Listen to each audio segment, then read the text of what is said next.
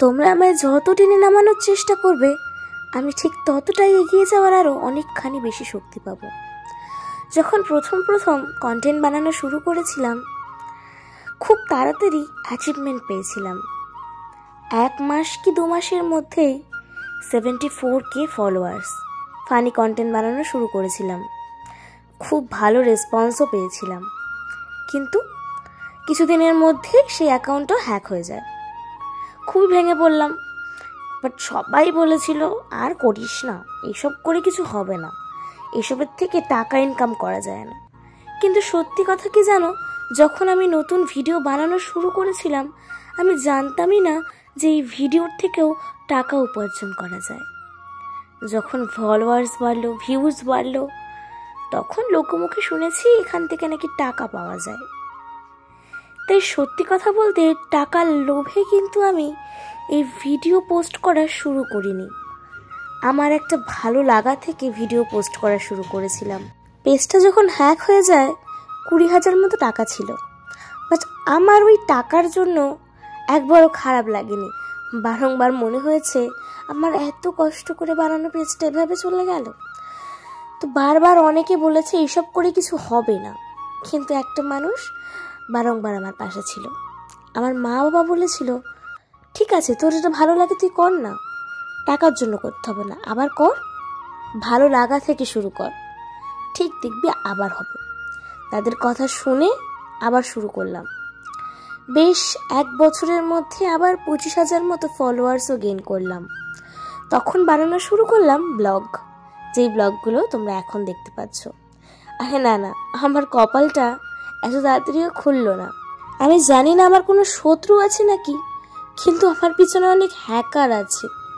এই পেজটাও আমার হ্যাক হয়ে গেল।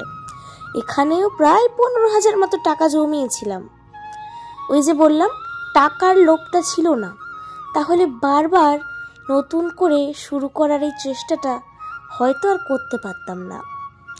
এখন নতুন এই পেজটা শুরু করেছি, 2-3 মাস মতো হলো। তোমাদের সকলের ভালোবাসায় 5,000-এর থেকে বেশি ফলোয়ার্স হয়ে গেছে এখন।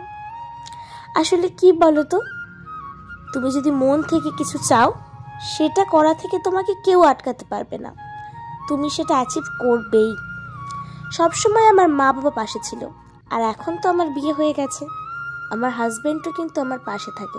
তারা কোনোদিনও বলে না কি রে এতদিন ধরে তো ভিডিও বানাচ্ছিস, টাকা পয়সা তো পাস না, বা তারা কখনো এটা বলে না যে টাকা পয়সা পাস না যখন ভিডিও আর বানাতে হবে না।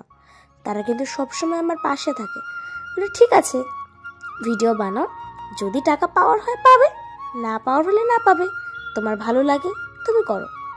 কোনো কিছু ভালো লাগলে সেটা মন থেকে করো, কোনো কিছু পাওয়ার আশায় করো না। তোমার মা বাবা তোমায় ভালোবেসেছিল নিঃস্বার্থে। মা তো নিজের গর্ভে ধারণ করেছে 9টা মাস তোমাকে না দেখে, নিঃস্বার্থে।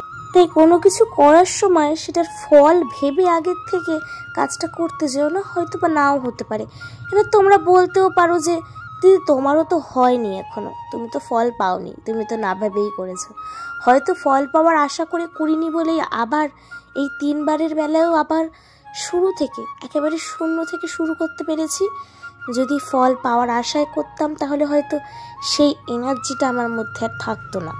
বহু লোক বহুবার টোন কেটেও বলতে পারো বলেছে এত খাটনি করে কি লাভ, শুধু কয়েকটা লোকজন একটু দেখে চিনতে পারে এসে একটু ফটো তোলে, ওই জন্য এত কষ্ট করে ভিডিও বানানো, টাকাটা তো একটাও আসলো না অ্যাকাউন্টে।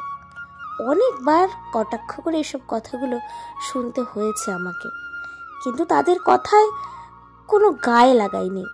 আবার অনেকে এভাবেও বলেছে কিরে টাকা পয়সা পাস ফেসবুক থেকে, ভিডিও বানাস তো। তাদেরকে যখন বলি যে না পাই না, তাদের মুখটা দেখে আমার বড্ড হাসি পায়। ওই একটা কথাই আছে না, মায়ের থেকে মাসির দরদ বেশি, তাদের হচ্ছে ওরকম ব্যাপার।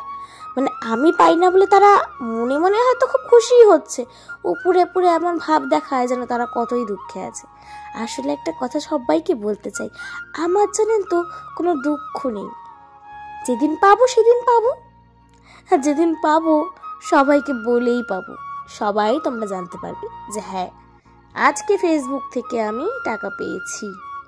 যাই হোক, মনিটাইজেশন তো অন হয়ে গেছে। যারা তোমরা নতুন ভিডিও করতে চাও, অনেকে আমাকে মেসেজ করো, দিদি কিভাবে শুরু করব। এটা বলাটা বড্ড ডিফিকাল্ট একটা জিনিস। তার কারণ তোমার মধ্যে কি ট্যালেন্ট আছে সেটা তো আমি জানি না। তোমার মধ্যে কি ট্যালেন্ট আছে সেটা তুমি সব থেকে বেশি ভালো জানো। তুমি কি করলে মানুষকে এন্টারটেনমেন্ট করতে পারবে, ফানি কিছু ব্লগ, রোস্টিং, কি করলে মানুষ তোমাকে দেখবে সেটা তুমি সব থেকে ভালো জানবে। যাই হোক, আজকে অনেক জ্ঞান দিয়েছি, রাত হয়ে গেছে, সারাদিন কাজ করেছি, এবার ঘুমাই।